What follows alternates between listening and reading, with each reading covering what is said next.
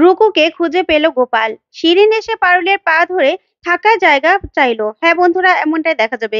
তাই সম্পূর্ণ জানতে ভিডিওটিতে লাইক দিয়ে চ্যানেলটি সাবস্ক্রাইব করে দেখতে থাকুন। গল্পের শুরুতেই দেখা যাবে রুকু রায়ানদের সঙ্গে চলে যায়। তখনই গোপাল অবাক হয়ে তাকিয়ে থাকে। তখন গোপালের মা বলতে থাকে, হ্যাঁ রে গোপাল, তুই বৌমাকে যেতে দিলি? কেন যেতে দিলি? তখন গোপাল বলতে থাকে, আহ মা, কেন এসব নিয়ে বাড়াবাড়ি করছো বলো তো? তখন পারুল বলতে থাকে, দাদা, তুমি ওকে যেতে দিলে কেন? এটা কেমন কথা? ওদের সঙ্গে যাবে কেন? তুমি যদি ওকে যেতে না দিতে, তাহলে তার বৌদি এখান থেকে চলে যেত না? তখন গোপাল বলতে থাকে, না রে পারুল, যে যেতে চায় তাকে কি ধরে রাখা যায় বলতো? তখন আর পারুল কিছুই বলে না। তারপরে গোপালের মা বলতে থাকে, গোপাল, বৌমা কিন্তু বড্ড বাড়াবাড়ি করছে। নিজের সুখের জন্য এখানে আমাদের সবাইকে ছেড়ে চলে গেল। তখন গোপাল বলতে থাকে, আহ মা, এসব নিয়ে আর বাড়াবাড়ি করো না, এবার চলো তো। তখনই ভাদু বলতে থাকে, কেন রে দাদা, তোর বউটা ওদের সঙ্গে চলে গেল, আর তুই এখন এখানে দাঁড়িয়ে এসব কথা বলছিস? বউটাকে আটকাতে পারলি না? তখন পারুল বলতে থাকে, ভাদু, একদম মুখে মুখে তর্ক করবি না। আর এসবের দরকার আছে? চল চল, ওইদিকে আবার তাঁবুর জন্য তো আবার সিরিয়াল দিতে হবে। চল, না হলে আবার তাঁবুটা পাবো না। এই বলে ওরা যেতে থাকে। ওইদিকে দেখা যাবে রুকু রায়ানদের সঙ্গে যেতে থাকে আর গোপালের কথা মনে পড়তে থাকে। তখনই রুকু দাঁড়িয়ে পড়ে। তারপর রায়ান বলতে থাকে, কি রে দিদি, তুই এখানে দাঁড়িয়ে পড়লি কেন? তখন রুকু বলতে থাকে, না রে ভাই, আমি তোদের সঙ্গে যেতে পারবো না, আমার গোপালের কাছে যাওয়া উচিত। তখন এই কথা শুনে রায়ান চমকে যায়, বলতে থাকে, কি বলছিস দিদি তুই? তখনই রুকু বলতে থাকে, হ্যাঁ রে ভাই, আমি ওদের সঙ্গে এসেছি, তাই ওদেরকে ছেড়ে আমার আসা একদম উচিত হয়নি। এই বলেই রুকু দৌড়ে ছুটে সেখান থেকে চলে আসে। তখন রায়ান অবাক হয়ে যায়। আর রায়ান তারপরে শিরিনদের সঙ্গে চলে যায়। তখন রুকু গোপাল গোপাল করে অনেক চিৎকার করে ডাকতে থাকে, কিন্তু ভিড়ের মধ্যে কাউকে খুঁজে পায় না রুকু। তখন কান্নাকাটি করতে থাকে আর বলতে থাকে, গোপাল আপনি কোথায়? ওইদিকে পারুল গোপাল সহ সবাই মিলে তাঁবুর জন্য সিরিয়াল দেয়। তারপরে তাঁবুর জন্য সেখানে দাঁড়িয়ে পড়ে। ওইদিকে দেখা যাবে রুকু ওদেরকে খুঁজতে থাকে, কিন্তু কোথাও খুঁজে পায় না।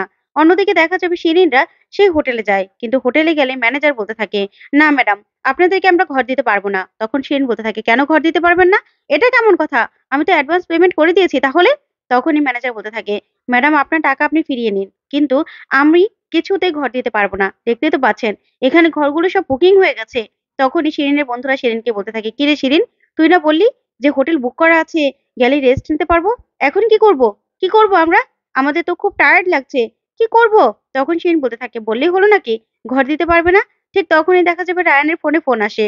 তারপরে রায়ান বলতে থাকে, এখন আবার সিগন্যাল পাওয়া গেছে মনে হচ্ছে। তখন রায়ানের মার ফোন দেখেই রায়ান বলতে থাকে, মা কল দিয়েছে রে, দাঁড়া। তারপরে সাইডে গিয়ে কথা বলতে থাকে রায়ান। তখনই রায়ানের মা বলতে থাকে, রায়ান, তোরা কোথায় আছিস? তখন রায়ান বলতে থাকে, মা এখানে না সিগন্যাল নেই, আসলে আমরা স্টেশনে এসেছি তো, তাই আমরা পৌঁছে গেছি। তখনই রায়ানের মা বলতে থাকে, রায়ান, একদম মিথ্যে কথা বলবি না, তোরা কোথায় আছিস সেটা বল। তখন দাদু বলতে থাকে, শোনো, তোমার গুণধর ছেলেকে জিজ্ঞাসা করো যে ওরা কোথায় গেছে মিথ্যে কথা বলে। তখনই রায়ান বলতে থাকে, না মা, মিথ্যে কথা কেন বলবো, আমরা তো স্টেশনে এসেছি। তখন রায়ানের মা বলতে থাকে, আবার মিথ্যে কথা বলছিস? তখনই মল্লার এই কথাগুলো শুনে ভয় পেয়ে যায়।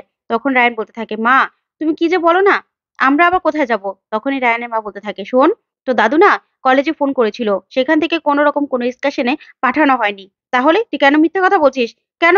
তখন রায়ান বলতে থাকে, মা কি বলছো তুমি, কি বলছো? তখনই মল্লার বলতে থাকে, রায়ান, এবার তো সত্যি কথাটা বলে দে, এবার কি করবি? আমরা তো ধরা পড়ে গেছি। তখন রায়ান বলতে থাকে, চুপ কর তো, দেখ না মাকে কি করে বোকা বানাই। এই বলে রায়ান ফোনটা নিয়ে আবার বলতে থাকে, মা, আসলে ওই দাদু না মিথ্যে কথা বলেছে। তখনই দাদু বলতে থাকে, কি, তুমি আমাকে মিথ্যেবাদী বলছো? আমার চোখ ফাঁকি দেওয়া কি এত সহজ নাকি? তোমরা মিথ্যে কথা বলেছো। তাই কলেজে আমি ফোন করে জিজ্ঞাসা করেছিলাম, কোনো ডিপার্টমেন্ট থেকে এক্সকার্শনে যাওয়া হয়নি, বুঝতে পেরেছো? তখন রায়ান বলতে থাকে, না না দাদু, আসলে এটা তো একটা অন্য ডিপার্টমেন্ট থেকে পাঠিয়েছে, তাই না, ওরা জানে না। তখন দাদু বলতে থাকে, তাই নাকি? তাহলে ডিনেকে ফোন করে জিজ্ঞাসা করি যে কোথায় পাঠিয়েছে, আর তার কলেজের ছেলে মেয়েরা না বলে কোথায় চলে গেছে। তখনই রায়ান বলতে থাকে, না না দাদু, দরকার নেই, দরকার নেই, রিনিকে ফোন করার দরকার নেই। তখনই দাদু বলতে থাকে, তাহলে ঝেড়ে কাশো, বলো তোমরা কোথায় আছো। তখন এই কথা শুনেই রায়ান কোনো কথা না শোনার ভান করতে থাকে, আর ভান করে ফোনটা রেখে দেয়। তখনই সবাই মিলে বলতে থাকে, কি বললো? বললো ওরা কোথায় গেছে? তখন দাদু বলতে থাকে, অতি চালাক বাদর একটা, ও চালাকি করে ফোনটা রেখে দিল, আসুক এবার, এমন মজা দেখাবো না। তখনই মল্লারের মা বলতে থাকে, যাক, ওরা দুজন ঠিক আছে, এটাই অনেক। তারপর রায়ন বলতে থাকে, মল্লার, যাক এবারের মতো বেঁচে গেছি। তখন মল্লার বলতে থাকে, বেঁচে আর গেলাম কোথায়, বাড়িতে তো আমাদের যেতেই হবে। তাহলে? তখনই রায়ন বলতে থাকে, শোন, এখন আমরা এসেছি, মজা কর, বাড়ির চিন্তা বাড়িতে গিয়ে করবো, বুঝতে পেরেছিস? চল চল দেখি শিরিনরা কি করছে।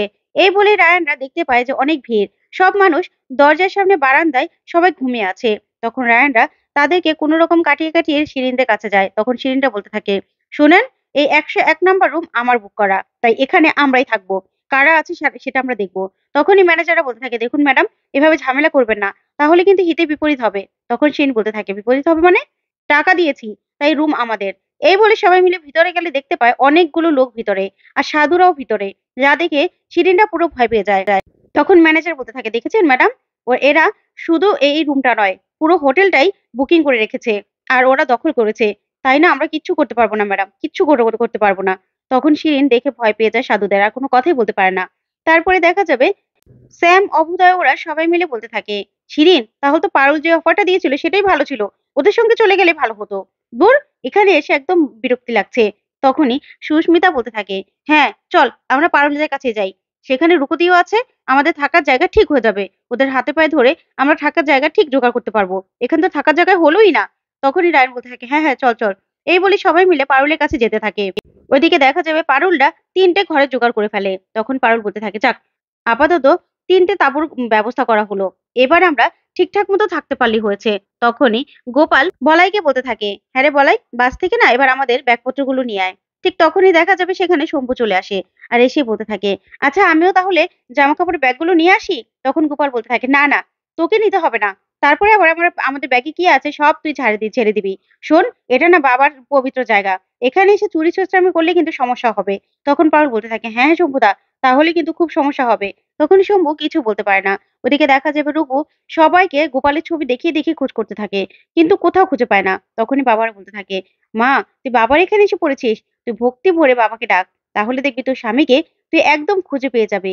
ওইদিকে দেখা যাবে গোপাল খুব চিন্তা করতে থাকে, আর বলতে থাকে, রুকু তো ওদের সঙ্গে চলে গেল, ও ঠিক মতো থাকতে পারলো কিনা কে জানে। তারপর পারুল বলতে থাকে, দাদা, যাক, এবার তো অন্তত একটু নিশ্চিন্তা, ঠিক আছে, তুমি একদম চিন্তা করো না। তখনই গোপাল বলতে থাকে, হ্যাঁ রে বোন, আর চিন্তা কিসের। তখন ভাদু বলতে থাকে, শোনো, আমরা না একটা তাঁবুতে থাকবো, আমি আর টগর। তখন পারুল বলতে থাকে, শোন, এখানে না একা রুম পাবি না তোরা, ঠিক আছে, 3টা তাঁবু, সেখানে আমাদের ঠিক মতো থাকতে হবে, সবাইকে মিলেমিশে, বুঝতে পেরেছিস? তখন এই নিয়ে সবাই কথা বলতে থাকে। ওইদিকে রুকু কান্নাকাটি করতে থাকে, আর বলতে থাকে, গোপাল, আপনি কোথায়? আপনাকে কি তাহলে আমি আর কোথাও খুঁজে পাবো না? কোথায় পাবো আপনাকে আমি? কোথায় পাবো? এই বলে রুকু প্রার্থনা করতে থাকে। ঠিক তখনই দেখা যাবে গোপাল বলতে থাকে বলাইকে, আচ্ছা বলাই, চল, আমিও ব্যাগগুলো নিয়ে আসি। এই বলে বলাইকে নিয়ে যেতে থাকলে হঠাৎ করে রুকুকে কাঁদতে দেখে গোপাল সেখানে ছুটে যায়, আর বলতে থাকে, এ কি রুকু, তুমি এখানে? তখন রুকু গোপালকে জড়িয়ে ধরে, আর বলতে থাকে, হ্যাঁ আমি এখানে, আপনাদের কত করে খুঁজছি, আমি তো সেই কখনই ভাইয়ের ওখান থেকে চলে এসেছিলাম, কিন্তু আপনাদের আর খুঁজেই পেলাম না। তখনই গোপাল বলতে থাকে, তোমাকে না বলেছিলাম, সবাইকে তো বলছিলাম, যে হারিয়ে যাবে তাকে মাইকে গিয়ে বলতে, তুমি তো একবারও বললে না। তখনই রুকু কান্না করতে থাকে। তো বন্ধুরা, আজকের আপডেটটি কেমন লাগলো কমেন্ট করে জানাও। ধন্যবাদ।